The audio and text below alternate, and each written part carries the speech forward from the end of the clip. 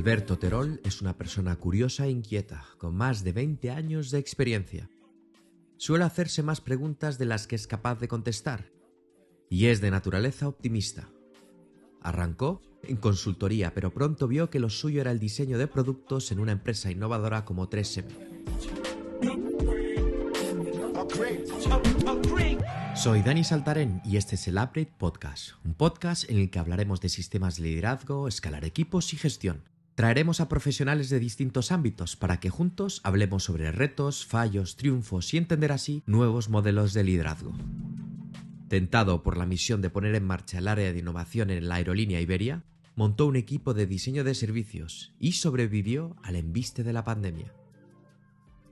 Su misión ahora tiene más que ver con el diseño organizacional y la gestión del cambio en otra nueva aventura en Ferrovial. Bienvenidas y bienvenidos. Muchísimas gracias a la audiencia por darnos la oportunidad de estar una vez más aquí. Y es un auténtico placer tenerte, Alberto, la verdad. ¿Cómo estás? Pues estoy muy bien, con ganas de fin de semana, deporte y coger energías, ¿no? Que es a lo que lo dedico normalmente. Muy ilusionado de hacerte este ratito porque la verdad, además con las figuras que han pasado por aquí, Dani, pues no pressure hoy. No, aquí el objetivo es el disfrute y es más, como yo creo que el liderazgo, que es uno de los objetos principales, ¿no? del podcast, yo creo que se ha escrito mucho sobre ello y ha ido evolucionando a lo largo del tiempo y me interesa especialmente pues tu visión de ello. Hemos tenido la oportunidad de escuchar en otro episodio a Rosa, con la cual oportunidad también de trabajar, de conocer su visión y su modelo de liderazgo y creo que es la mejor forma de arrancar, que es, oye, ¿cuál es tu visión respecto al liderazgo? Y además, como tengo aquí apuntado, ¿no? ¿Cuál el propósito de un líder? Que creo que va de la mano, indudablemente. Sí, vaya pregunta. La verdad es que yo hoy un poco en el contexto de toda la charla, si quieres, creo que va a ser una charla de aprendizaje mutuo. No quiero en absoluto pontificar porque además esto del liderazgo no se declara, sino que se ejerce, ¿no? El liderazgo yo creo que es esto que es difícil de escribir, pero cuando lo ves, sabes que está existiendo, que se está dando. Para mí liderar, pues quizás ser capaz de influir en un grupo de personas para llegar a acometer pues, un propósito común y aprovechando pues, todas las capacidades de ese equipo, sacando lo mejor de cada uno de los miembros de ese equipo. Nosotros decíamos en Iberia, como los marines, never leave anyone behind, que no se quede nadie atrás. El liderazgo que lo que hace es estirar la goma, pues no sirve porque al final tienes que movilizar a un grupo que cada uno va a su ritmo y hay que acoplarse a él. Entonces yo creo que también es un liderazgo muy situacional, es muy en función de pues cuál es el equipo y hay diferentes circunstancias en las que te puedes encontrar siendo líder. A veces es como seleccionador, estás montando un equipo y entonces empiezas desde cero y tienes un grado de libertad absoluto y puedes buscar esos skills concretos que visionas como críticos para el equipo. Hay veces que estás de entrenador, que llegas a principio de temporada y bueno, pues juegas con el equipo que tienes. A lo mejor puedes hacer un fichaje, pero tiene que ver más con explotar las capacidades que ya existen dentro del equipo. Y luego a mí me gusta el liderazgo, que creo que es como lo que dicen el claim en banca, ¿no? Que intereses pasados no garantizan rentabilidades futuras. Pues el liderazgo no se estoca. Yo por haber sido líder en el pasado no soy líder hoy. El liderazgo se ejerce, es una variable flujo, no una variable stock, ¿no? Entonces, cada ocasión perdida para ejercer el liderazgo pues es una ocasión perdida porque ya no va a volver. Puedo recuperar y empezar a ejercer liderazgo a partir de ahora, pero no por haberlo sido, sigo siéndolo. Es algo que se acciona, se ejecuta, no se declara. Fíjate, lo comentamos antes, qué importante es el liderazgo y esa idea de situacional, ¿no? De nosotros nos ponemos las caras por primera vez en una situación compleja. situación compleja en la cual yo creo que la compañía en la que estabas en ese momento, que la has citado antes, que es Iberia, se enfrentaba ante el reto de cómo manejo la incertidumbre, ¿no? Y probablemente en una situación así puedas encontrar nuevos modelos de liderazgo, puedas encontrar nuevos líderes, incluso puedas ir hacia atrás para entender en qué otra situación estás encontrando algo similar para, oye, en esa hoja de ruta nueva que nos puso en el COVID, porque fue en una videollamada, ¿no?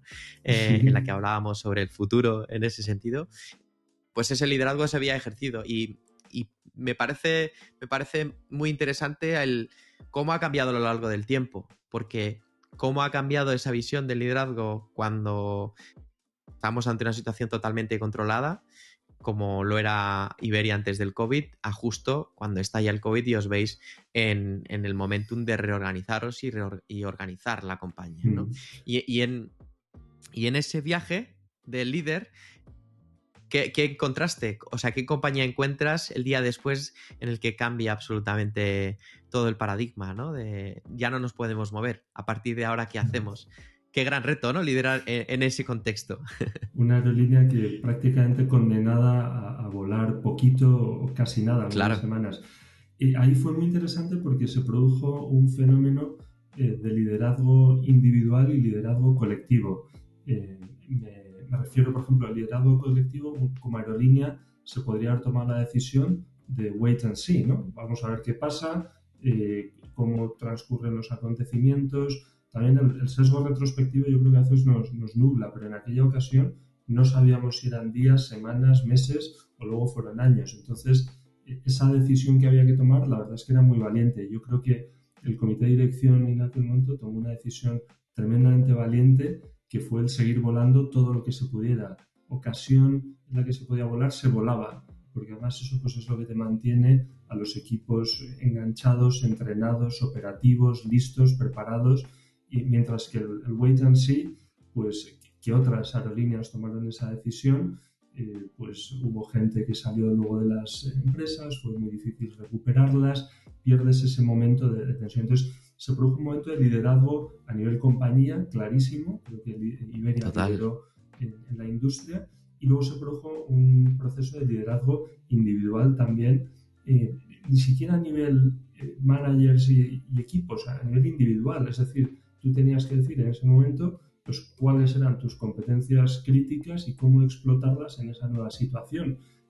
Hubo muchos cambios coyunturales de función, pues todo el mundo se arremangaba y echaba una mano a aquello que fuera necesario, y se salió de la zona de confort. Bueno, no es que se saliera, es que el día a día, cada hora era fuera de la zona de confort. Entonces se produjeron también, yo creo, fenómenos muy interesantes de liderazgo informal, gente que a lo mejor no tenía la potestas, pero tenía la autoritas, la gente le reconocía como un líder y daban ese paso al frente. Y en esos momentos de incertidumbre máxima, pues eso es interesantísimo, porque como compañía te encuentras una segunda, una tercera línea que da un paso al frente y dice, oye, yo estoy aquí y puedo aportar esto. Y yo creo que fue la clave de reconducir esa situación, y yo creo que Iberia ha sido de las aerolíneas que mejor han gestionado toda esta época de COVID.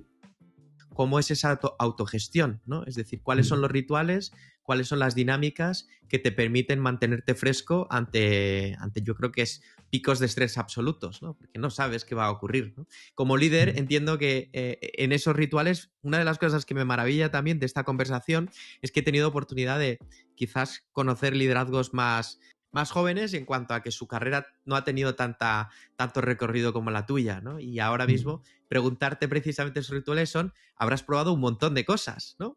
Habrás probado múltiples dinámicas y rutinas de ejercicio, múltiples rutinas de qué comes, cómo te cuidas, qué lees, ¿no?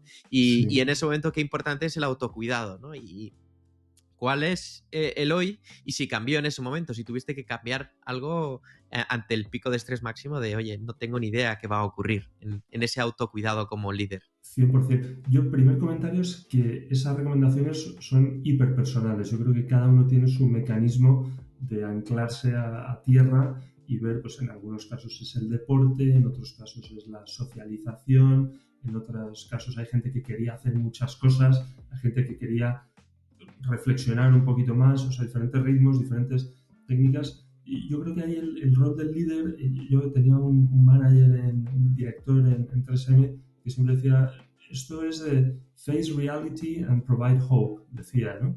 Es decir, face reality, afrontar, no edulcorar la situación y venir con un mensaje. Y creo que de nuevo eso se hizo muy bien en Iberia. O sea, los mensajes eran, oye, esto es lo que pasa, sin medias tintas. Pero al mismo tiempo aportar esperanza.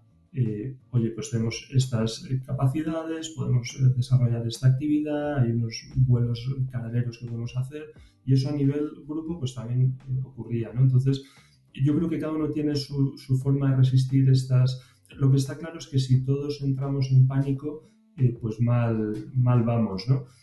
Yo creo que ahí fue muy importante también el dotar a los equipos de cierta, vamos, no de cierta, de absoluta flexibilidad. Es decir, cuando nadie sabe lo que hacer, ¿no? Ante la incertidumbre de las circunstancias, oye, pues ¿por qué no dejamos a los equipos más pegados al terreno, más conscientes?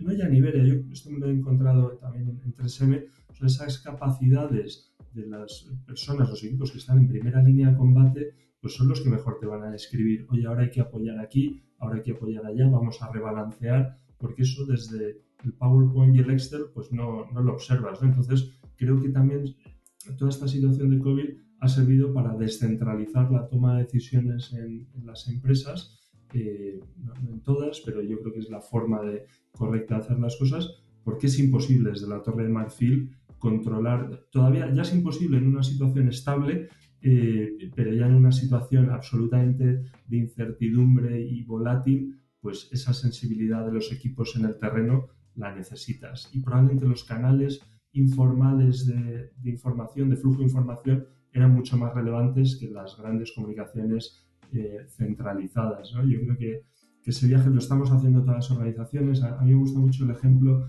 del ejército americano, la transición que se ha hecho desde, pues, no sé si echamos la vista atrás, incluso eso lo ves en las películas, ¿no? El general Patton y era, oye, vamos a tomar esta colina, ¿no? Y el objetivo era tomar la colina.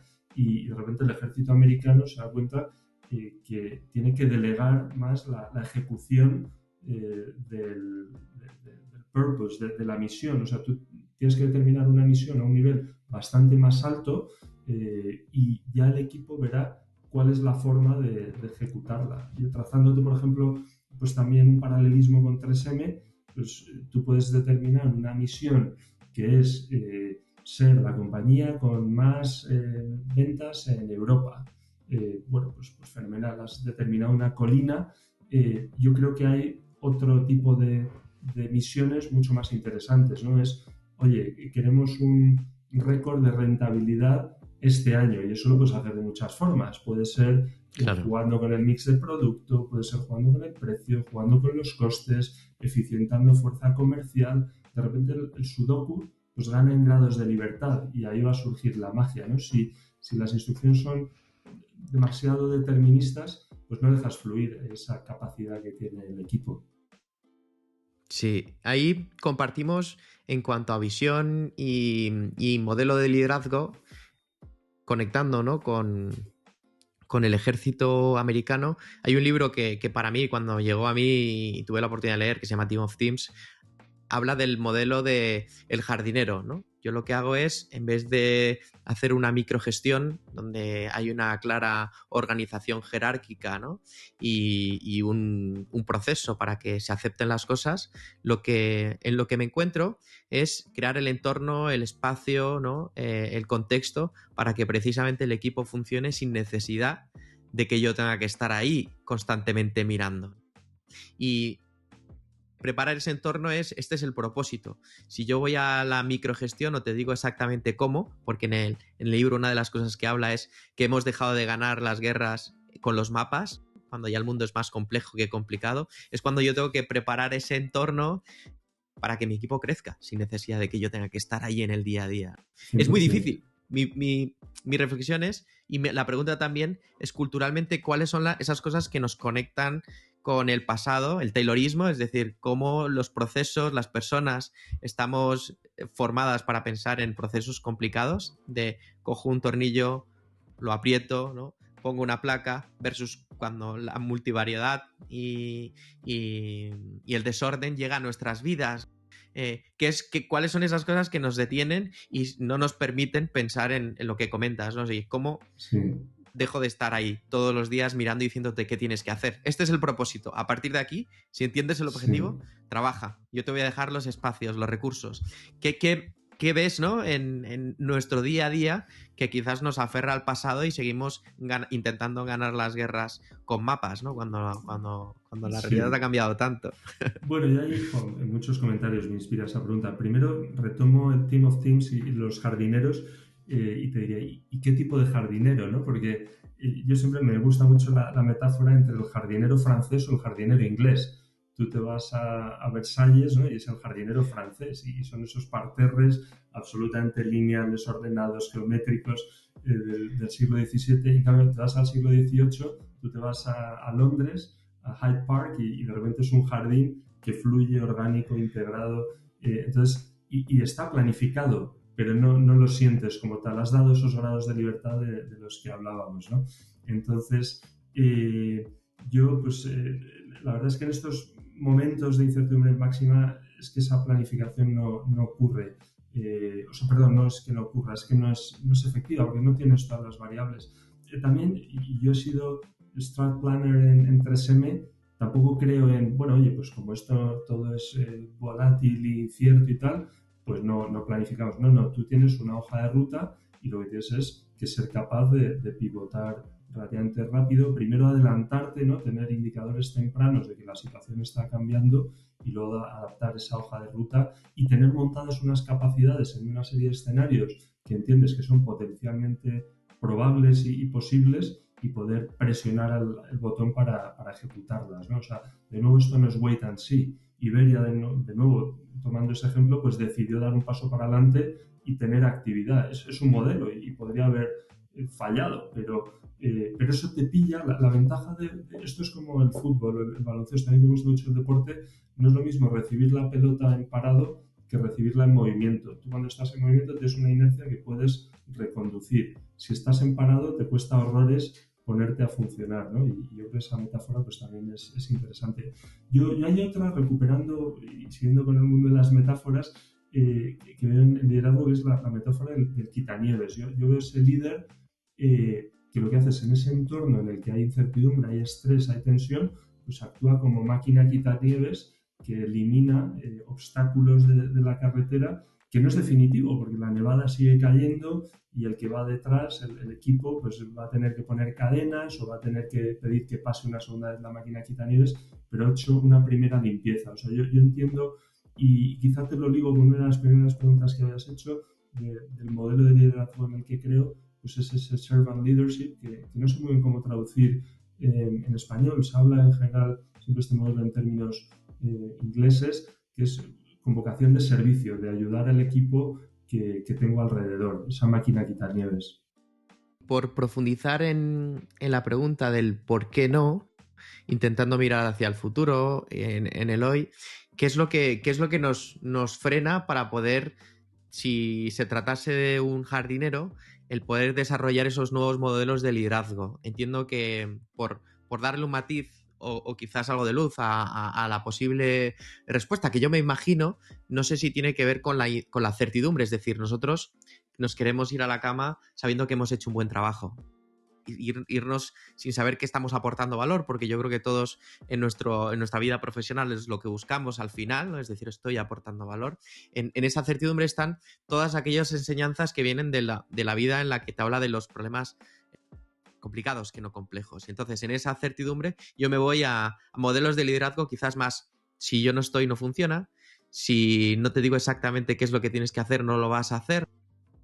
Esa desconfianza hacia el ¿por qué no? Si te doy el propósito y trabajamos los riesgos, porque yo entiendo que en el plan, una de las cosas que hablas es, yo identifico los riesgos. Si ocurre esto, al menos ya tenemos una idea de por dónde ir. Entonces, bajo tu punto de vista, en tu amplia experiencia, ¿qué nos frena? Es decir, si tuvieras que decirle a alguien, oye, ¿por qué no eres capaz de desarrollar esa visión del liderazgo como el jardinero en tu organización? Sí. Bueno, yo creo que hay una razón clarísima, que es un poco el elefante en la habitación, que es el sistema de incentivos. Típicamente en modelos corporativos Un gran tema. clásicos, un gran Sí. tema. Tenía otro director en 3M, la verdad es que he tenido muy buenos directores en 3M, es una escuela de mundo corporate estupenda, como casi todas las multinacionales americanas que crecieron en Europa en los 60, 70, 80, que decía que incentivos generan comportamientos y no puedo estar más de acuerdo. Entonces, tú cuando como directivo tienes como incentivo claro el ofrecer unos resultados que en el pasado te han venido de la aplicación de una receta, de un modelo más lineal, más taylorista, como decías, pues te vas al rincón y es muy humano, pues tratas de ejecutar en esos términos, ¿no? Total. Pues hago A, B, C y D.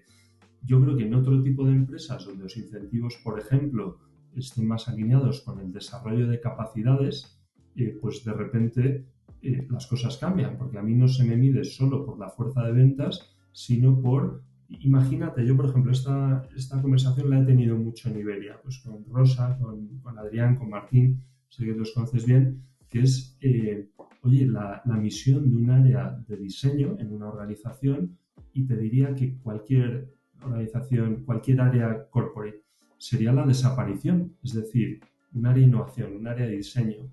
Lo lógico sería que llegáramos todos a ser prescindibles, a haber sido capaces de permear estas capacidades en toda la organización y decir, oye, chicos, se acabó, misión cumplida, vamos a por lo siguiente, ¿no? Entonces, imagínate que midiéramos como organización en esos annual reviews al final de año, oye, ¿cómo hemos avanzado como organización en capacidades, en distribución de capacidades, en generación de carreras? ¿Cuántos grados de libertad tienen ahora mismo los miembros de mi equipo versus cuántos tenían cuando me los encontré? Pues serían otro tipo de métricas muy diferentes, que tendrían un impacto económico. O sea, esto no es desligarlo del rendimiento económico, es quizá desacoplarlo en los plazos, ¿no? No tendría un rendimiento económico probablemente en el año en curso, pero colocaría a la organización en una situación de mucha más salud para generar beneficios futuros. Y yo creo que es una de las claves, los incentivos, clarísimo. Sí. Se me ponen los pelos de punta y no es por exagerar. Yo estoy ahora actualmente, o sea, el podcast está dentro de un proyecto que es Upgrade y dentro del Upgrade hay un camp que es una formación. Este lunes estaba hablando con el camp, con los alumnos y demás, y precisamente hablábamos de la importancia de los incentivos. Y claro, si lo simplifico, vas al yo me quiero ir a la cama sabiendo que he hecho un buen trabajo y aporto valor. La siguiente es ¿para qué aportas valor? ¿No? Aporta valor porque quiero seguir siendo relevante dentro de la compañía que estoy. ¿Por qué quiero ser relevante? Porque quiero mejorar y crecer. ¿Cómo voy a crecer? Con el sistema de incentivos que me marque la compañía. Y qué importante es y qué difícil es, ¿no? Ahí hablábamos de sistemas de incentivos perversos, donde se diseña, es muy sonado, ¿no? El caso de Amazon, que ellos descubren que si la plantilla se renueva en un 10% es positivo para la innovación, que va alineado un poco con lo que comentas, ¿no? Pero cuando no defines bien ese sistema, lo que habla en sí el caso sonado fue de que se contrataba a personas que sabían que a las cuales se iba a despedir, porque es más fácil despedir o no crear una relación fuerte con alguien que no conoces que con alguien que conoces, ¿no? A pesar de pensar en el objetivo principal, que es, oye, queremos ser innovadores, queremos ir mejorando, pero cuando ese sistema de incentivos está mal diseñado, hay una ruptura. Y ahí lo llevo quizás a compañías medianas, que es con las que unas compañías entre 40 a 50, no hablo de compañías de 500 personas hacia arriba, ¿no? Nosotros nos enfrentamos al del reto de, oye, ¿cómo vamos a crecer? ¿No? Y en ese crecimiento es cómo vamos a darle los retos al equipo para que pueda perfectamente entender la complejidad que es una compañía en crecimiento, una compañía incentivada al crecer. Y cuando yo ofrezco servicios, la realidad que me encuentro es que siempre será una apuesta para una grande y contratarme a mí versus una consultora como Accenture es más arriesgado para el que está dentro de ese departamento de innovación. Si te contrato a ti, es la mítica, ¿no? Si te contrato a ti me despiden. Si contrato a Accenture y falla, no falle yo, sino que falle Accenture, ¿no? Y todo va, sistema de incentivos, momento de la compañía, momento de la persona. Y me parece un gran temón y además que lo has repetido, 3M, ¿no? Aunque dices que depende, me encantará escuchar el depende, ¿no? No, en cuanto, no, cuando decías contratar a una empresa con más recorrido histórico o a una más junior, de nuevo yo creo que depende de cuáles sean tus objetivos, ¿no? Si es efectivamente reducir riesgos y tal, pues probablemente contratar los servicios profesionales de una empresa con una trayectoria mayor, pues te garantiza cierta seguridad adicional, pero a lo mejor no te aporta otras cosas que necesitas para hacer crecer tu negocio en el futuro en otras nuevas condiciones, ¿no? Entonces, yo en eso, al final, pues creo además mucho, creo poco en las etiquetas de empresas, creo más en las etiquetas de equipos, porque incluso dentro de la misma empresa de servicios profesionales, oye, yo es que con el que quiero trabajar es con Pepe y con María, no estoy contratando probablemente, y creo que cuanto más compleja es la misión, más ocurre. De hecho, pues se está produciendo ahora unos movimientos tremendos de equipos que arrastra un socio, ¿no? y arrastra todo un equipo, porque al final tú como cliente lo que estás contratando es un equipo, no es solo una marca, creo. Total, total, total. En cuanto a sistemas de incentivos, para mí tengo mucha curiosidad en cuál es para ti la base para definirlos, ¿no? ¿Cuál es, entiendo que en la posición en la que estás, en la posición en la que has estado también en Iberia, en 3M y en otras compañías, has tenido la oportunidad de definir de alguna manera incentivos, objetivos de tu equipo? ¿Qué es clave para ti a la hora de definirlos? Pues para un equipo o para uno mismo, al final, objetivos que amplíen territorios, objetivos que hagan el pastel más grande, ¿no? Por ejemplo, una cuota de mercado, pues es sencillo, pero no me gusta especialmente porque habla de, está la competencia, estoy yo, el pastel tiene este tamaño y tengo que ir con el cuchillo entre los dientes a conseguir 3 puntos más que son, por ejemplo, no incluye potenciales negocios adyacentes, que me parece un tema también otro temón. Yo, por ejemplo, en 3M, una discusión siempre que teníamos era la famosa canibalización, ¿no? Pues 3M es una empresa de patentes fundamentalmente, está en un montón de industrias, muchísimos productos que ni sospecharías, estás constantemente en contacto con productos, ya no recuerdo, pero un iPhone tiene más de un centenar de componentes de 3M, por ejemplo, ¿no? Entonces, pues es una empresa orientada a generar valor en mercados adyacentes. De hecho, pues no se innova por vertical de industria. Existen industrias porque son fuerzas comerciales que cubren diferentes industrias, pero el modelo de innovación tiene que ver con plataformas tecnológicas, pues microreplicación, adhesivado, grafeno, y lo que haces es hibridar tecnologías y generas pasteles más grandes. O sea, yo no estoy en el negocio de las tiritas, ¿no? Las tiritas, por decir, un apósito estéril en campo hospitalario. No, estoy en el territorio de la prevención de la infección y eso lo puedo prevenir poniendo un apósito o lo puedo prevenir de muchas otras formas, ¿no? Con un líquido no sé qué o con un... Es decir, y yo creo que esa mentalidad de 3M que al final destila, te estoy quizá pivotando un poco, ¿no? Porque esto no es tanto el modelo de innovación, el modelo de liderazgo es más el modelo de innovación, pero al final están muy relacionados, porque para ese modelo de innovación necesitas un modelo de liderazgo, porque si no vas a tener una organización que no va a saber funcionar en esos parámetros, ¿no? Entonces, yo creo que ese es uno de los principios, ¿no? En cuanto a fijación de objetivos, pues objetivos que me hagan crecer, que exploren. Yo creo que hay mucho en el concepto de la empresa ambidiestra, ¿no? Pues esa explotación y exploración, y con una mano explotar el negocio, el business as usual, y con otra explorar lo que está por venir. Entonces, creo que también los incentivos tienen que estar balanceados en ambas áreas.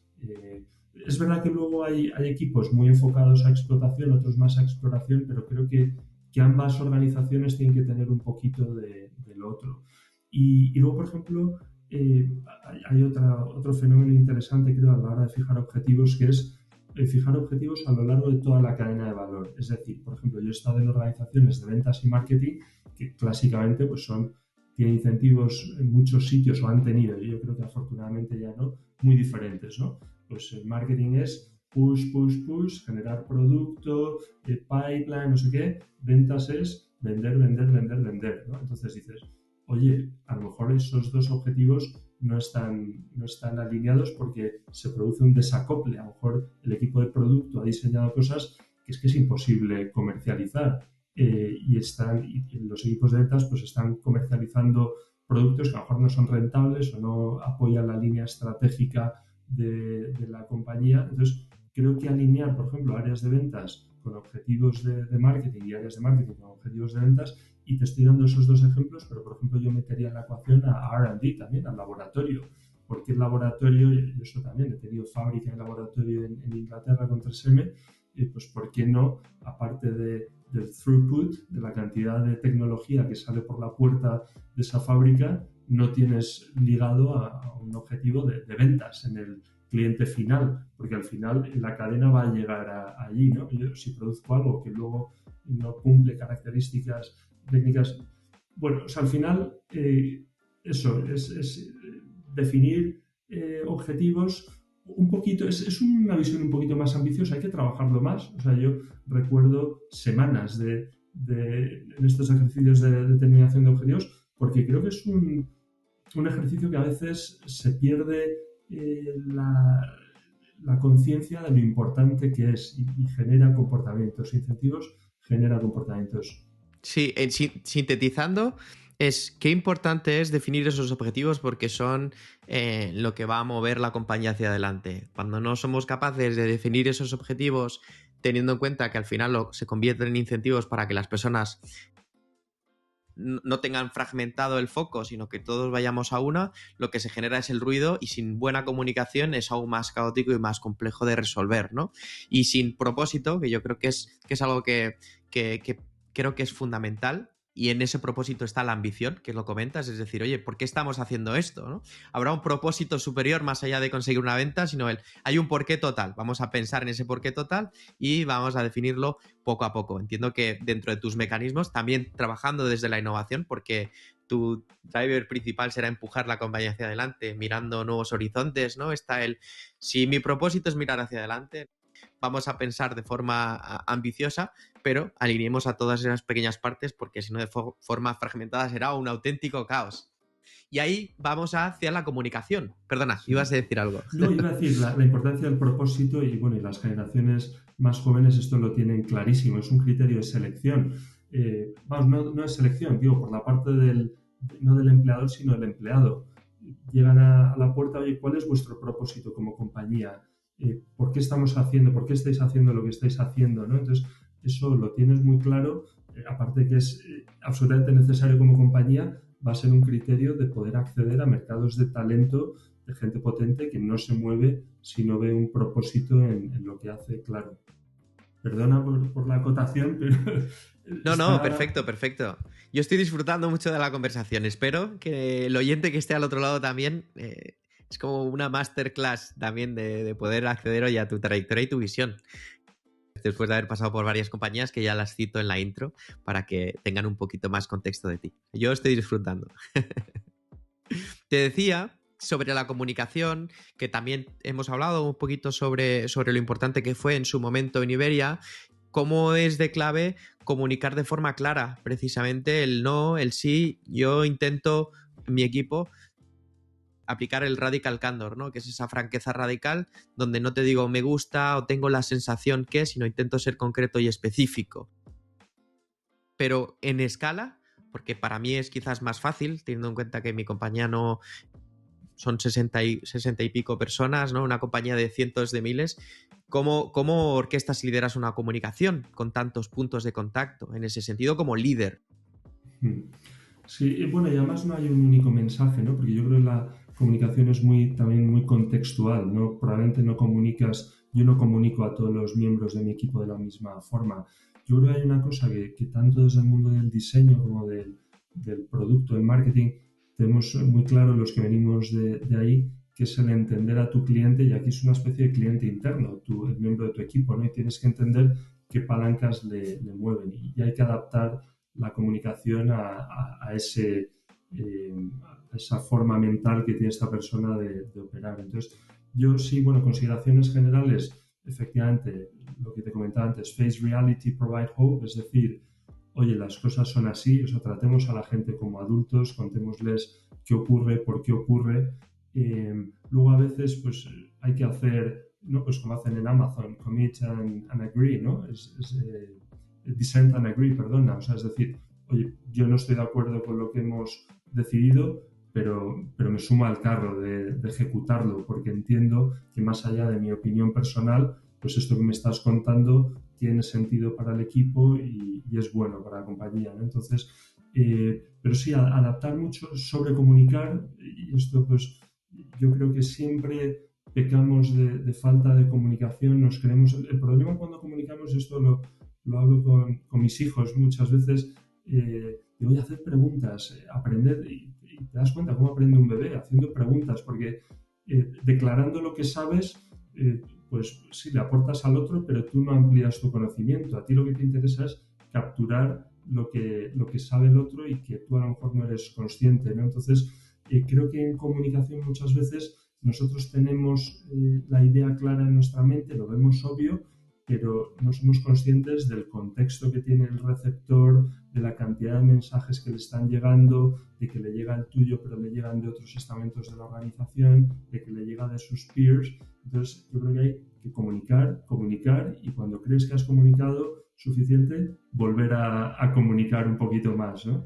Y comunicar no es unidireccional, y te lo ligo otra vez con el mundo del diseño y del research y del marketing, es entender qué ha quedado de este mensaje en los oídos del receptor, en este caso del miembro de tu equipo, que a veces no es lo que tú crees o querías comunicar, ¿no? Entonces, yo hago mucho el rephrasing. Oye, cuéntame, de todo esto que hemos estado hablando, ¿cómo lo ves? ¿Qué has entendido? ¿Con qué mensajes, con qué ideas fuerza te quedas? Y eso permite hacer cerrar el loop de comunicación. Pues te lo voy a copiar. Yo lo que hago es, después del speech, ¿se entiende? Y me aseguro, ¿no? De si el otro lado hay atención. Sí, vale, perfecto. ¿Seguro? Sí, se entiende. Y otra cosa que le repito mucho al equipo es que lo digas una vez no significa que lo haya entendido y que te hayan escuchado. Entonces, muchas veces es repetir el mensaje una y otra vez, hasta el hastío por tu parte, pero tenemos que entender, y como bien has dicho, ¿no? Que el contexto es complejo, las personas tienen múltiples estímulos. Repetirlo una y otra vez creo que forma parte de nuestro trabajo en el liderazgo. Para mí es normal, tengo claros los objetivos, pero repetirlos, y me ha parecido muy bien oye, pero ¿y cómo lo has visto tú? Explícamelo, sintetízalo tú, ¿no? Y mediante tu síntesis a lo mejor puedo hacer un matiz de algo que a lo mejor no va bien alineado hacia donde iba. Y ojo que hay otro melón que lo hemos abierto, que es el de las empresas multinacionales, que ahí es otro mundo. Es decir, yo he tenido equipos distribuidos, he estado trabajando con Inglaterra, con Alemania. Es un mundo, ¿no? El mundo de la comunicación, porque estás en otra sintonía absolutamente diferente, ¿no? Pues ¿no? Pues dice el mundo sajón, that's a very nice idea, ¿no? Y dices, oye, le ha encantado. A lo mejor te está queriendo decir que no sigas por ahí, que la va a aparcar, pero te lo quiere decir de una forma elegante, ¿no? Entonces, ser capaz de conocer esos códigos y entenderlos, ese es otro melón que da casi para otro podcast. Sí, bueno, podríamos estar hablando horas. Diana estuvo en el primer episodio y precisamente ella hablaba de eso, ¿no? Ella empieza su carrera aquí en España y casi ya el resto de su experiencia hasta ahora ha sido en Londres, ¿no? Y ahí se ha dado cuenta del cambio y el choque cultural, lo complejo que es precisamente, y sobre todo en el diseño quizás, que hay un punto subjetivo que tenemos que esforzarnos para quitarlo, ¿no? Comunicar de forma clara, entendiendo que, como bien has dicho, ¿no? Que quizás yo lo digo en español, qué interesante lo que me estás diciendo, significa ya está, no sigas por aquí, avancemos, ¿no? Qué difícil. ¿Cómo lo has ido aprendiendo? O sea, ¿qué herramientas tienes tú? Porque entiendo que Alberto el día 1 tenía unas herramientas, pero a lo largo de los años has ido construyendo. quizás esas buenas preguntas, que para mí es la clave. Yo creo que una persona que admiro es una persona que hace muy buenas preguntas, ¿no? Y precisamente es cómo has ido construyendo esa mochila de herramientas para trabajar en un mundo totalmente multicultural, porque lo has vivido, ¿no? Desde 3M, Iberia y ahora Ferrovial.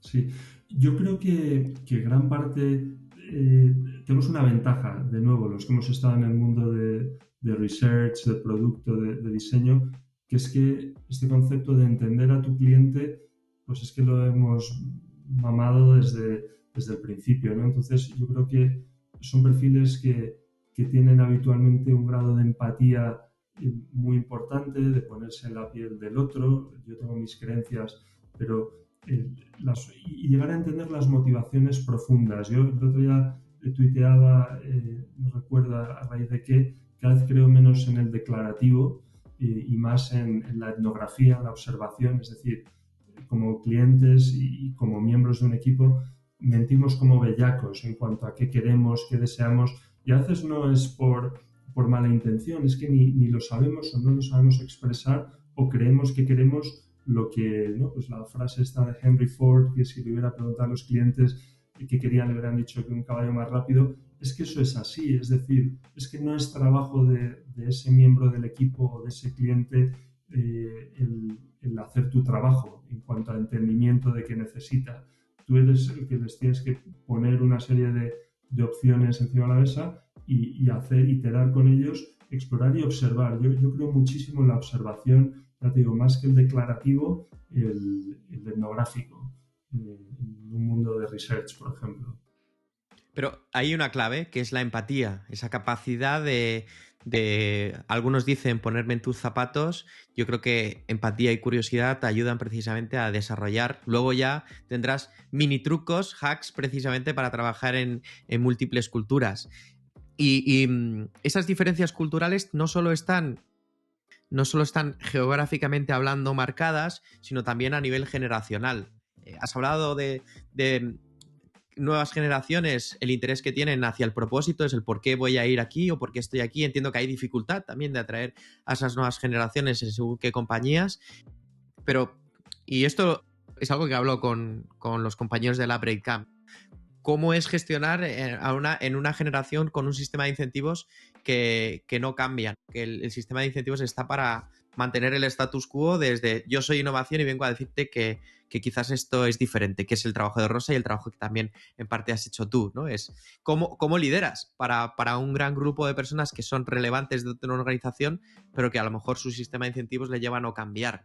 Y asocio, quizás es un sesgo o prejuzgar, ¿no? Que también tiene que ver pues, con ese salto generacional, esa diferencia cultural de creencias y comportamientos compartidos. Claro. Bueno, yo un pequeño disclaimer, yo cada vez también creo menos en la segmentación demográfica en función de edad, ¿no? O sea, yo la verdad es que me he sentido absolutamente cómodo y resueno muchísimo con gente mucho más joven, mucho más mayor, y creo que esos límites se están difuminando. No hay que tener en ese aspecto edadismo, pero es verdad que, oye, hay una serie de, por ejemplo, yo percibo en generaciones más jóvenes quizá una necesidad de que las cosas sucedan rápido, sucedan antes, que me llama la atención porque en el fondo es gente que tiene sobre el papel toda la vida por delante versus una persona más senior que ya oye el reloj tic-tac, ¿no? Pero yo creo que es algo que tenéis las personas de una generación más joven que tal. Entonces, pero bueno, salvando esa distancia, ¿cómo se gestiona pues esas personas quizá con otro sistema de incentivos? De nuevo, muchas hacia el que no cambian, ¿no? Hacia claro. el que no cambian. Hay que entender, ¿no? Yo ahora, por ejemplo, estoy en gestión del cambio en Ferrovial.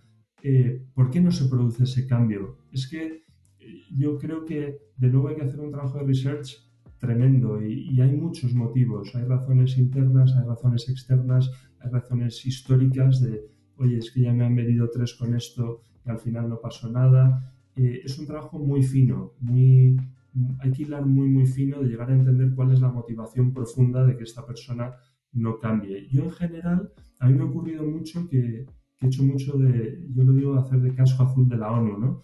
llego a territorios hostiles o soy empujado a territorios hostiles a tratar de que dos áreas que no se hablaban se hablen, ¿no? No sé por qué me ha acabado ocurriendo muchas veces en mi carrera y algo debo hacer ahí que funciona.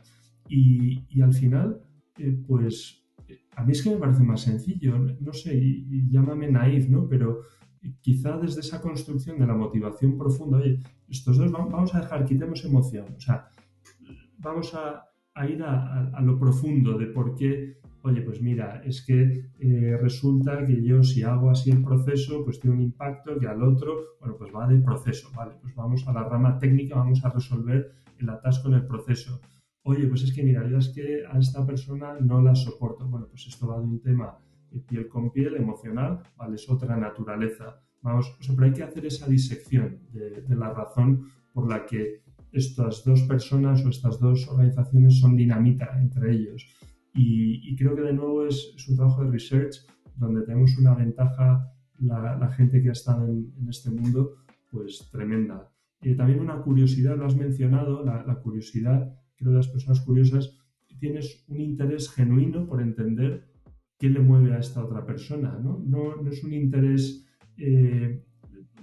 quizá a corto plazo para resolver, no, es que me interesa, o sea, es que quiero saber cómo piensa esta persona porque me aporta otra perspectiva y tal.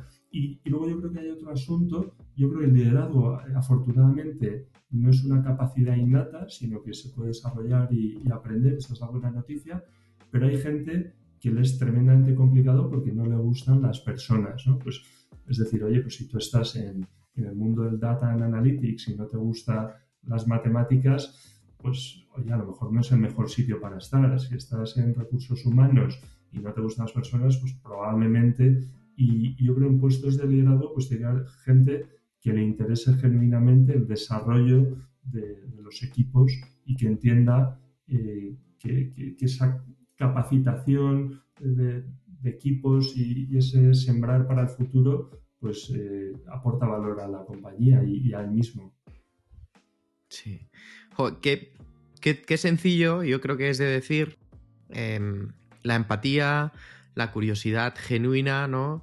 Y qué difícil es de accionar porque yo creo que en el día a día muchos como que cogiendo esa máquina quitanieves, ¿no? O sea, probablemente yo esté al lado, ha pasado la máquina quitanieves y me ha llenado a mí de nieve y tengo que salir de ahí, ¿no? Es decir, nos abruma y nos inunda el caos.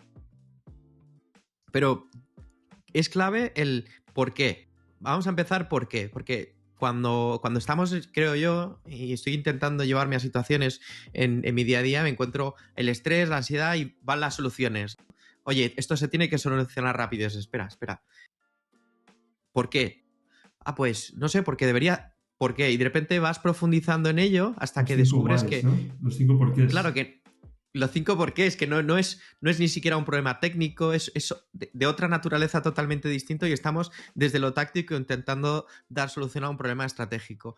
Lo que pasa es que yo creo que esto hay que repetirlo una y otra vez, porque los managers, al menos con los que yo interactúo, siempre es el, venga, pues lo tenemos, ¿no? Por esa sensación de agilidad, de agencia, de lo tengo, ya está, vamos a solucionarlo, ¿no? Y un momento del por qué, ¿te has preguntado cuál es el interés individual de esa persona? ¿Cuál es el objetivo de esa persona? ¿Por qué promocionan a esa persona? Y quizás con esos porqués, hasta 5, vas a descubrir mucho más.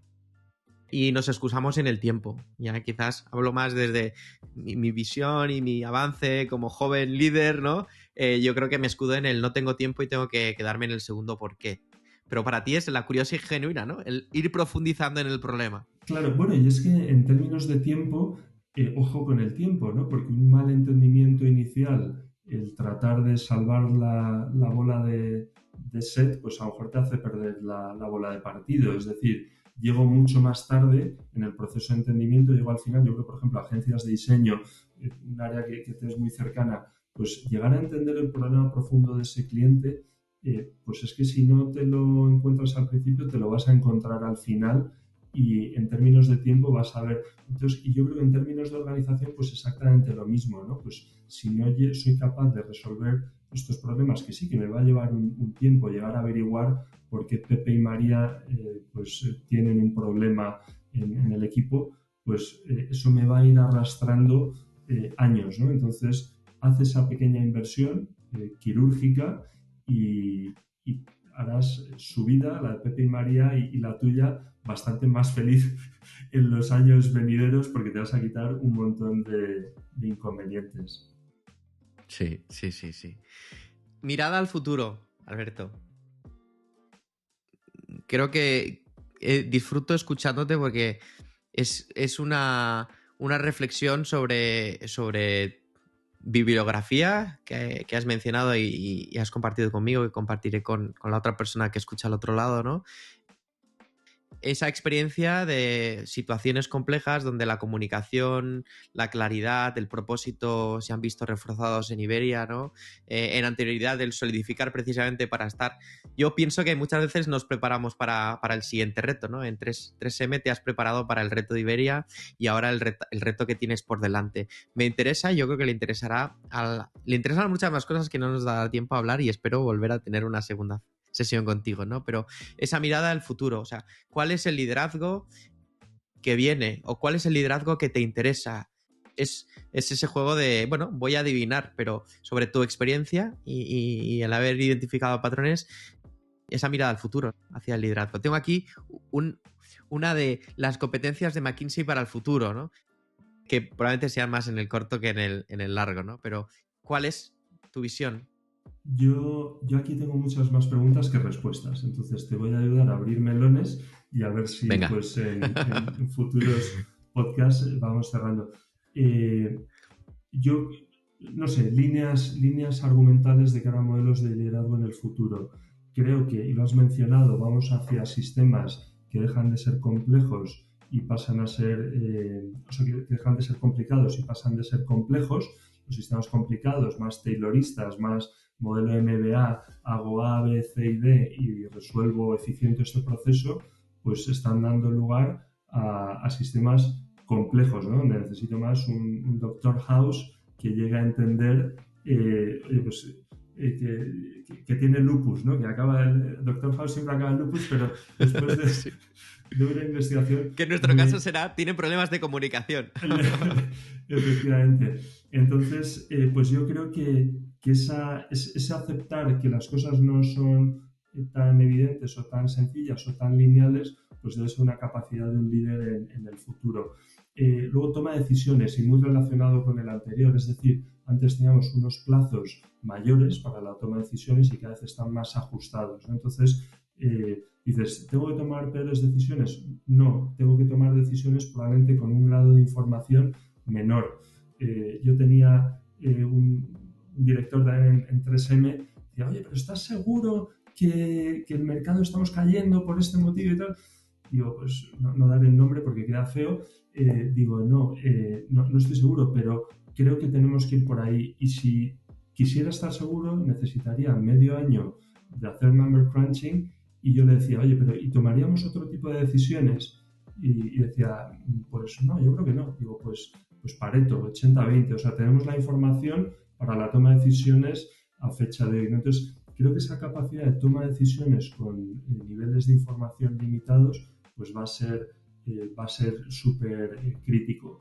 Y luego, pues por quedarme con un par de ideas más, la visión de ecosistema. Creo que gente que viene, que entiende la globalidad del mundo, que estamos en mercados de talento globales, de mercados de clientes, de proveedores, cadenas logísticas globales y que entiende esta complejidad, pues creo que es súper interesante, no visiones mucho más centradas. Y luego tengo un dilema que no he resuelto, que es especialistas o generalistas. Yo siempre, yo soy multigeneralista, ¿no? Pues, y creo que eso da potencia en este tipo de entornos. Pero es verdad que también observo, pues últimamente, hay posiciones hiperespecializadas que yo creo también es verdad que son fases diferentes de tu carrera profesional, ¿no? Y probablemente en el inicio tienes que tener una verticalidad en esa camiseta, en ese t-shirt, pues tienes que tener una verticalidad mayor que una transversalidad.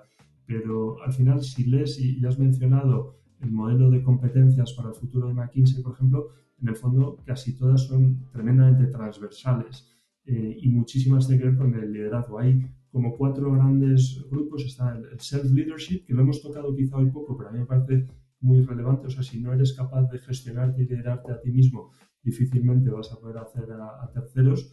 Está el segundo bloque, que son las capacidades interpersonales, que creo que sí que lo hemos tocado muy en profundidad hoy, y ser capaz de movilizar, pues liderar sin galones, liderar organizaciones que formalmente en el organigrama no te pertenecen, ser capaz de desarrollar relaciones, tal. Y luego está capacidades cognitivas y capacidades digitales, que esas quizá pues tienen que ver un poquito menos con el liderazgo. Pero en las 56 me parece que son de McKinsey, hay 20 y tantas, 29 me parece, que tienen que ver con modelos de liderazgo. Jolín, qué bien. Son preguntas hacia el futuro, ¿no? Es decir, hacia dónde vamos, teniendo en cuenta que vamos a tener cada vez más estímulos, cada vez más velocidad. Me ha encantado me estás empujando a tomar decisiones más rápido.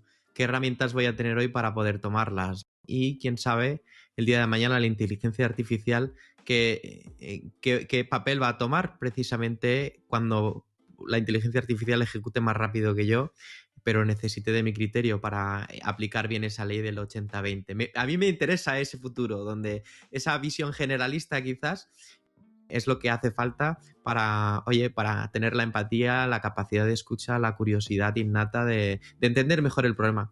Que una máquina nos puede dar esa información rápido para verlo, pero luego nosotros desde el punto de vista estratégico tomar esa decisión. 100% de acuerdo. Tengo preguntas flash, ¿vale?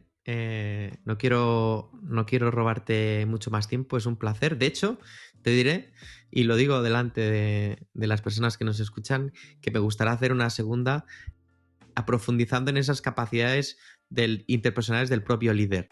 Alberto como persona y cómo se gestiona, y que podamos profundizar ahí.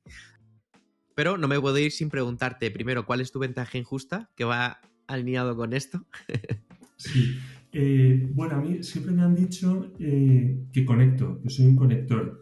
Conecto territorios, ¿no? De hecho, mi familia es hispano-belga, mis hijos doble nacionalidad, y tengo quizás esa visión internacional. Conecto disciplinas de conocimiento, conecto talento joven con junior, negocio con tecnología.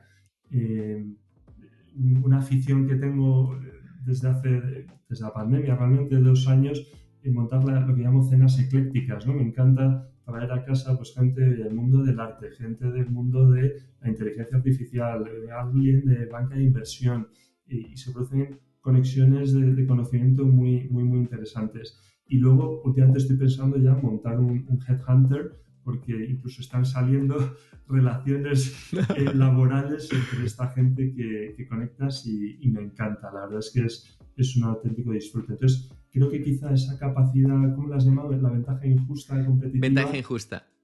Pues quizá tendría que ver con esa capacidad de conexión, que tiene que ver, creo, mucho con la escucha, la empatía y la curiosidad innata, y el interés genuino por conectar cosas y personas. Qué bien, qué bien. Recordaba el de Rosa, ¿no? El don de la oportunidad. Y lo que une es, de nuevo, es sencillo de decir, pero es esa escucha, esa empatía, esa curiosidad innata que te hace preguntarte por qué hace esto la persona que tengo delante, o qué intereses tiene. Segunda pregunta, ¿cuál es el momento más difícil como líder que has tenido que afrontar y cómo lo has resuelto? Que está bien, cosecha de Rosa, que es la pregunta que te deja el último invitado, en este caso Rosa Narváez. Dispara con balas, Rosa. Sí. Qué chica más interesante. La pregunta, bueno, yo creo que la pandemia probablemente ha sido el momento más complicado profesionalmente, pero como ese todos lo hemos tenido complicado, si queréis lo obvio, además lo hemos comentado un poquito al principio, y quizá el otro, desde un punto de vista de liderazgo, pues gestionar un negocio en 3M para toda Europa, donde pues las necesidades, las percepciones de cada geografía, estamos hablando pues desde Nordics, Austria, Alemania, Francia, Inglaterra, Italia, Portugal y España, pues son muy, muy diferentes, ¿no? Entonces, yo decía que era como ir a cazar saltamontes en una caja de zapatos sin tapa, ¿no? Entonces, tú llegabas a Francia y eras capaz de convencer a los franceses de que teníamos que tirar por ahí con esta línea de producto. Y entonces te ibas a Alemania, convencías a los alemanes. te ibas a Italia, pero cuando volvías, de repente los franceses se te habían salido de la caja, no era el saltamontes que había escapado, ¿no? Entonces, alinear todas esas... Y al final, ¿cuál es el truco? De nuevo, ahí yo recuerdo en el IE, en clases de negociación, siempre se hablaba del criterio externo de legitimidad. En una negociación, buscar un referee, un externo que dote de legitimidad la decisión. Y para mí en este caso era el cliente. Entonces, oye, fenomenal Francia, fenomenal Italia, fenomenal España. ¿Qué quiere tu cliente? Vamos a escucharle, no qué quieres tú como organización. Y creo, por ejemplo, Amazon lo hace, ¿no? De hecho, pone la famosa silla vacía en las salas de reuniones representando al cliente, porque ese es un criterio impepinable. O sea, ¿quién se va a enfrentar a dar un mejor producto o servicio a nuestro cliente? Entonces, me ayudaba mucho a atar a tierra la discusión y decir, oye, vamos a dejarnos de historias, qué quiere nuestro cliente y vamos a tirar por ahí. Y quizá fue el momento también más bonito, pero más complejo desde el punto de vista de liderazgo, porque además era una especie de dotted line, no me reportaban a mí los product managers, pero tenía que ser capaz de convencerles de una estrategia en cuanto al desembarque de un producto en una serie de geografías. Gran reto. Y una enseñanza, el cómo, ¿no?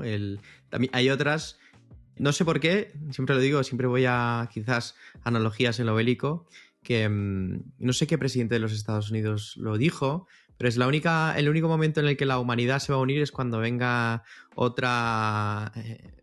de otro planeta a conquistarnos, ¿no? Es cuando tenemos un enemigo común es más fácil ponernos de acuerdo. En este caso no era un enemigo, sino qué importante es nuestro cliente, vamos a escucharle, vamos a unirnos y vamos a intentar todos aportarle valor. 100%. Siguiente pregunta, y ese es el dardo para el siguiente. Pregunta para el siguiente invitado. En este caso será invitada. Pues mira, a mí una que me gusta, yo últimamente soy fanático de los esguinces mentales. Para mí un esguince mental es esa conversación que tienes con alguien que de repente te trastoca y dices, oye, mis creencias me han movido, mi marco de creencias, ¿no? Entonces, a mí últimamente me gusta ser estimulado por esguinces mentales. Y mi pregunta sería, ¿quién fue la última persona que te hizo un esguince mental? Habrá que traducirlo un poquito qué significa un esguince mental, porque si no se va a quedar tu próxima invitada un poco sorprendida. ¿Y qué esquema te ha roto y por qué? Me parece una pregunta que pues estar interesante. Ostras, sí, incluso puede ser que te la copie para el podcast. Me parece muy buena. Me parece muy buena. Y cerramos con una persona a la que invitar. Sí. Os estoy pidiendo que me ayudéis a hacer el trabajo, que es dar con gente interesante con la que hablar. Sí.